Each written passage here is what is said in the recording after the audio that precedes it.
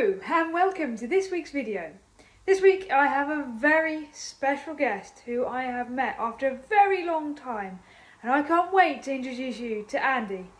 Let's go. Andy, it's so great to reconnect with you after such a long time. I can't even remember how long it's been. We won't go there. But obviously we first met at Sky, and since then you've done lots of very exciting things. So great to talk to you today. Do you want to tell the viewers a bit about who you are? Sure, yeah, absolutely. Well, Charlie, firstly, thank you so much for inviting me. It's great to have a catch up and really looking forward to having a bit of a chat. So yeah, my name is Andy Gaught. I run a business called Asset Living Limited. Been in that business now for about 5 or 6 years. Before that, went to Southampton University where I studied engineering. I went to Falmouth where I studied TV production and sort of gradually worked my way up from the South Coast. Ended up in London working for a TV production company. And sort of from then I then moved into working with Sky and sort of the technology graduate program, and that's where we obviously crossed paths as well a little while ago. And I think the thing that I've always enjoyed is the mixture of sort of technical stuff and creativity, the sort of almost the left brain right brain side of things, and that also I found is really useful in a business, which we'll come on to in a minute. But yeah, currently live in Maidenhead in Berkshire. Got John, my fiance, so we have been together now for over 8 years, and yeah, just really excited to chat. Brilliant. And obviously, you created your business whilst you were working full time, and having your own business is incredible. But what was it that inspired you to start your own business? Yeah, so I think that moving from the employment area to business is quite a big change. And actually, I've got a little prop. So the thing that did it was actually this. So Yeah. for those of you who are watching this and who haven't read it, then please do. So yeah, Rich Dad Poor Dad, the book really was a paradigm shift in me going from sort of thinking about earned income, so exchanging time for money, to moving into something where you're leveraging your time, you're building something, you're growing something, and that obviously then leads into the business side. And of course, they are very different.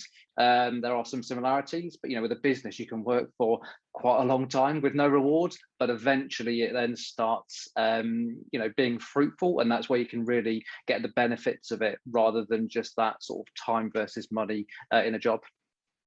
And I think that's really interesting what you say around putting things in and thinking about how you invest your time differently versus when you're working for an employer versus when it's your business. And obviously, when you're setting up your business, there's a million things you could have gone into. So obviously, Asset Living is a property business. So what was it that kind of interested you about property specifically? Well, the first thing is that property is obviously it's tangible. So it's something that a lot of people know vaguely about. They've either rented or they own their own home. So there was that aspect, and we buy properties to provide a fantastic service, provide a great place for our customers, but also to solve problems. So sometimes those problems are investors. Sometimes the problems are property owners who may be unable to sell their place or to rent them out. So I think the property thing was almost like the availability of opportunity, but also it's something that, to be honest, you don't actually need a lot of capital to get started in. Some people think that you need to have tens, if not hundreds of thousands of pounds, and actually it's a really flexible investment vehicle. So you can do lots of different strategies that a lot of people aren't aware of that enabled you to get into property with not a massive amount of capital compared to maybe some other businesses. And that's something that I'm looking forward to discussing more about in episode 2. So obviously this is part 1 of 2, and we're going to really unpack that and talk a bit more about that. So guys, if you're interested, come back for the second episode where we're going to talk very much more about that kind of property space and the business space. But obviously having a full-time job whilst also setting up your own business, and obviously property is a competitive space. It's not easy, right? So how did you find having the two? How did you balance your time? Yeah, so if you imagine at Sky, so it's full time plus the commute, so that leaves you weekends and evenings. So the first thing that I would say is that to understand what you're trying to do. So rather than trying to muddle through, there was a certain element of just education and learning, right, what are the main things to start with that I need to do? Well, it's where am I going to invest? How am I going to fund it, etc., etc. Then there's just, it's being really disciplined and prioritizing what your next actions are. So rather than thinking too far ahead, when you've got limited time, like I did when I was working at Sky, it was very much around, right, what are the key things that I need to do? And then that's what I would go and try and put into my evenings or weekends. And it's also just being really efficient. So for example, if we were going to go, I remember that we started out investing in Southampton, and I think we did 9 flat viewings in a day. So there's also a lot of logistics with all of the agents to get those all set up. But yeah, getting down to maybe Southampton at 10 o'clock and then going back to back to back on 9 flat viewings was a tall order, but it's just, you do what you have to. And it's just having that efficiency and that focus on where you're ultimately trying to get to. Yeah, I think efficiency is exactly the word. I mean, I'm also setting up my own business at the moment, and I'm finding that need to be really efficient, because frankly, we're very time poor when we're trying to do both of those things. I'm actually finding I'm being more efficient in my day job because I need to be efficient in the evening, and like efficiency just becomes a bit of a habit, and you just see ways to become more efficient everywhere. So actually everything kind of benefits itself. Yeah. But obviously, sorry, go on. No, I was going to say, as well as being efficient, it's also effective. Yes. So it's making sure that you are relentless on saying no to things that aren't going to move you forwards or that are potential distractions. So it's being effective and efficient. Yeah, and I think actually that's a really important point, because we can get very caught up in being efficiently busy. And actually you're kind of running around going, I'm very effective, I am not doing any waste, but I'm actually just being quite busy, rather than these things are pushing me forwards, and that kind of prioritization. I can't remember if I thought of this myself or if I read it somewhere, but basically being a founder is about knowing where you're needed at any one time, and that can just change really quickly. Yeah, very quickly. Yeah, just look at COVID. Yeah, exactly. Yeah. And obviously you have made the leap. So you are now full-time for your own business. Tell us a little bit about the journey and kind of when you decided, we're ready to do it full-time, and tell us about that. Yeah, so myself and Jonathan purchased 2 properties while I was still at Sky. And they were cash flowing and bringing in an income for not too much time investment, which goes back to the rich dad poor dad comment. So it was with that, it was observing that and sort of noticing how that was bringing in an income that I thought, well, maybe it would be better to invest my time doing more of that rather than just working. So I think it's about March 2016 that I handed in my notice, and I served the 3 months notice. So my last day at Sky was actually the day of the EU referendum. So the 23rd of June or 26th of June 2016. So it's starting to get a bit hazy now. But yeah, it was walked out of Sky, and since then it's very much, you have to know yourself. I'm sure you find this as well, Charlie, that you wake up and there's nobody telling you what to do. There's nobody telling you what the priority is. There's nobody telling you the direction. You can get up at 11 o'clock and no one's going to complain. So in terms of the journey, it's definitely been about knowing yourself and knowing what you're capable of, and then channeling that into the most important things. And I do think that you have to have the support of other people. If you're in a job, especially in a big organization, if you need a solicitor, there's an internal solicitor. If you need to go and speak to somebody about this specific topic, you can go to them. Whereas when you're your own boss, you have to be resourceful at finding those key people who can help you. And also from a sort of mental health point of view, almost, it is a lonely journey. And so being able to talk to other business owners or work with other business owners, that's so important. And that's what I started to do, is start to reach out and work with other property investors, to provide encouragement, knowledge, technical support, all of that sort of stuff, because otherwise it can be a very, very lonely journey. Yeah, and I think what you say really, really resonates. So a lot of my viewers are either in consulting or looking to get into consulting. And I think there's actually a lot of parallels here because, you know, when you're in consulting, like an engagement is almost, or a project or whatever your organization calls it, is almost like a mini business in itself. And so sometimes, you know, you've got to also have that bit of that entrepreneurial spark to kind of be resourceful. But I think I'm also finding that kind of when you're trying to do your own business, it is like that, but it's like that on speed.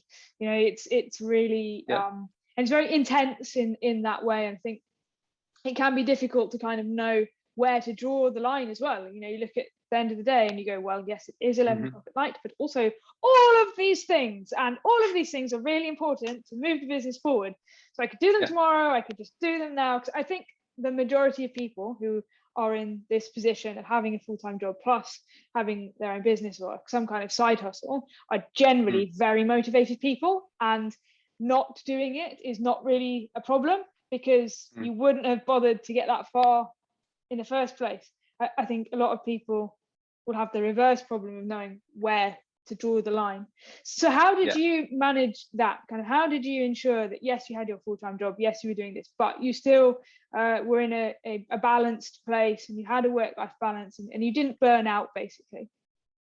Yeah, I mean, I think that in our property journey, at least at the start, is it ebbed and flowed. So for example, you know, if your offer accepted on a house, there's not that much to do because it's all with the solicitors or with the mortgage company, and then you get to the stage where you're trying to find builders, and then you're refurbishing it, and suddenly there's a lot to do. And I know John and I took a week off holiday from our jobs to go and stay at the property, to go and paint it, or to go and do loads of things. Now we wouldn't do that now because of sort of the understanding of leverage and the value of our time. But it's what we were doing at the beginning. You know, we were painting and arranging carpets and building IKEA furniture and all that sort of setup stuff. But I think that there's a guy, Michael Hyatt, and he talks a lot about margin, and it's about being intentional about putting windows of time into your diary, whereby you say, I am not working after this time. So whether it's 6 o'clock or 7 o'clock, and as you say, you know, as entrepreneurs, it's very easy for that to business to bleed into all areas of your life. And so I think it's just, you know, sometimes you can give yourself permission to say, you know, I'm going to attend this networking meeting, or I need to go and do viewings on a Saturday. But as much as I can, I try to put a cap on when I'm working, because as you say, you know, it's easy for tasks to take longer, whereas if you put an artificial deadline around them, you have to do them quicker or more efficiently. Otherwise you may just end up wasting time. And I think that's really true. And I think what you say about, you know, you take the week off to go and do this, and people come back and they're like, how was your holiday? And you're like, you have no idea. I didn't have a holiday. I've been so busy. They're like, oh, you come back from holiday, and you know, no, this feels like a holiday compared to everything we've just done. Yeah. But just something else I would also say is that having time to disconnect makes you a better business person. So often we think that, well, I'm going to just go and take some time off away from the business, but I'm going to do a shed load of other stuff. Whereas literally, you know, the whole switching off thing, you know, you naturally churn things over, and you may have a few ideas and you get different perspectives, which then makes you better when you come back. And I have definitely experienced that. And you know, like this year I've not had a holiday. I've had time off away from the business, but you know, looking to September and having a proper, you know, no technology, none of the sort of connectedness that we can also suffer from, and I just know that all I'll take is a notepad, and anything that then comes to light, you know, sort of subconsciously, I can then go and work on that when I'm back. Yeah, and I think it was Bill Gates that used to go and take himself away for a week and disconnect from everything and just kind of be alone with his thoughts and just almost recharge. And I think there's an element of that in what you're saying as well. And I think there's this, because we spoke earlier about Ali Abdaal's videos and how we're both fans and things like that. And I am a fan to some extent, but I've also felt like some of his videos in the past are so much about productivity that it's almost bordering on toxic productivity. And I'm sure that's not the message he's trying to push, but I feel like if you're watching these quite a lot, then you can unintentionally absorb this toxic productivity mindset, and people feel like, especially when there's still so much to do, people almost feel guilty about taking time away, even to do things that are good for you, like going for a walk or doing like exercise, and actually they are as valuable as all the time you're at your desk doing your work. So really prioritizing that. So speaking of connectedness, previously you mentioned about doing networks. Can you tell us a little bit about kind of how you've got into networks, how you approach networking? Because I don't know about you, but I get massive imposter syndrome. Yeah, and I think networking is something that, like at Sky, I didn't really need to do that, because I naturally would just be interacting with colleagues that were helping me with what I needed. And the thing when you come into the business world is when you do things to be intentional about it. So for example, with networking, what do you want to get out of networking? So for me, it may be to find somebody with certain skills. So maybe it's a builder, or maybe it's somebody with experience in design. It may be to find investors for our property business, but it's to be clear around your reason, because you're investing your time. Going to a networking meeting, whether in person previously or online, that's an investment of your time. And so it's thinking, what do I want to get out for this investment of these 2 or 3 hours? I actually host now a networking meeting. We're not on in August, but at 10 months of the year, apart from August, December, we have a group of property investors who go and connect. We have speakers come and share their experiences. We have mortgage updates, etc. But it's all about why are you doing it? So I've been to 4 networking. I know there's BNI networking, some of which I've tried, some I haven't. But it's always just to think, what benefit will it bring to your business, and then to make sure that you go into those types of meetings bearing that in mind, to make sure you're spending your time wisely. Yeah, absolutely. I think I really like how you're coming back to this idea of investing, and I can see that this rich dad poor dad is really kind of flowing through. But I think that's really true. I see this also in consulting as well, where networking is really important, because projects can have varying degrees, and there's a lot of emphasis on finding your own next project and like really owning your career. And so networking is also important, in entrepreneurship, but also in consulting as well, because your next project isn't necessarily just going to land by chance. You see a lot of people thinking that they're having a lot of conversations, and so they're doing good networking, but actually they're not, because really networking is about creating these meaningful relationships and knowing, like being intentional about what it is you want to get from them. Yeah, and also it's creating opportunities. I do a lot of posting on social media as well, and that's just going and giving an example of what services I'm offering, sharing what we're doing, and it's the same with the networking.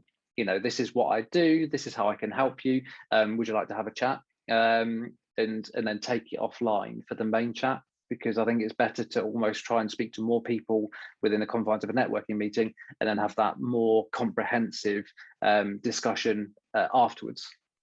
I mean, it's almost like fishing in a weird way. It's you're trying to catch as many fish, and then you're looking, you go, not that one, and I've run out of it's always about, is there a part of it, is there a synergy in personalities? Part of it is the service that I'm offering right for what you're looking for? And that's why, if there's an opportunity at a networking meeting where you can talk to the whole room, even if it's 20 seconds, like at our networking meeting, you can do 20 seconds to speak to everyone who's attended. That's a great thing to do, because it's a one-to-many. So rather than having to go around groups of people, which can be quite time intensive, if you can just say, this is my name, this is my business, this is what I do, to everyone, you can be a lot more time efficient, and then try and find the right people that are what you're looking for. And what you're saying around networking, especially, it was different when we could do things face to face, and you can see the groups talking, and you can kind of see naturally where you might be able to kind of jump in. But networking remotely post COVID, how have you found that, and do you have any tips for anyone who's trying to network but just finding it really hard? Yeah, I mean, I think, as I said, the first thing is to be intentional. So know what you want out of it, because otherwise it can seem quite overwhelming. Just listen to what other people are saying. If you're looking for a mortgage broker, then listen out for people who've got that type of experience. I think to a certain degree, online networking can be easier because you can do things like message in the chat box, for example, on Zoom. So if you are more wary of being on video, you can still go and message people. You can still go and offer up your details without having to approach people. And like at our networking meeting, we use the breakout room functionality. So you're almost artificially put with a smaller group of people to talk. Whereas if you were in a networking room, you'd have to have that confidence to go and approach a group of people who may be already engaged in conversation. And just from a purely logistical point of view, it's easier to grab people's details because you can go and save a chat and contact people afterwards. So I think it's not the same as face-to-face, but it does have some sort of benefits as well, the old online networking. Yeah, actually, that's interesting because personally, I found it really challenging. In fact, I find it much harder. I wouldn't say I'm great at reading a room in physical networking, but I don't know. It feels like I've learned it a bit easier. But I think what you've said there around actually, in some ways, it can really work to your advantage is important. Of course, it's just another one of these kind of cycles of challenges and things that are always going to come to test us. And so thinking about your career, like your journey from where you started to where you are with your business today, obviously I'm sure it's not been plain sailing. So what are some of the, even if it is in Southampton, what are some of the challenges that you've experienced along the journey, and how have you overcome those? Yeah, so I think that firstly, within a job, you may be quite specialized.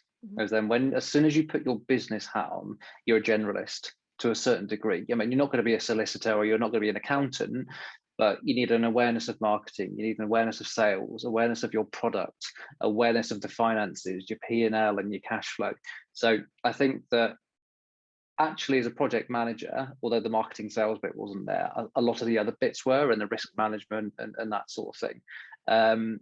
I think that there's a great guy, Benjamin Hardy, who's got a book called Who Not How, and that really opens up a way of thinking around for you to be successful.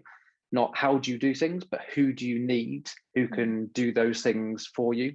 So I think that one of my biggest challenges is actually getting to the skills and to the knowledge quick enough, because you have to go and find it yourself. So be continually thinking, right, where is the shortcoming in my business, and then who can I go to, who can go and help me. It's something I saw the other day, actually. It was all about wormholes. So if you want to jump forward in time, how can you find that wormhole that will take you to that place in the future quicker? It could be a technology, it could be a person, but how can you do that? I think other things are, you need to be good at understanding yourself, like I said earlier. So making sure that you're doing the things that you need to, and setting goals and having those targets and always moving forwards. When you haven't got that boss standing behind you, giving you things to do.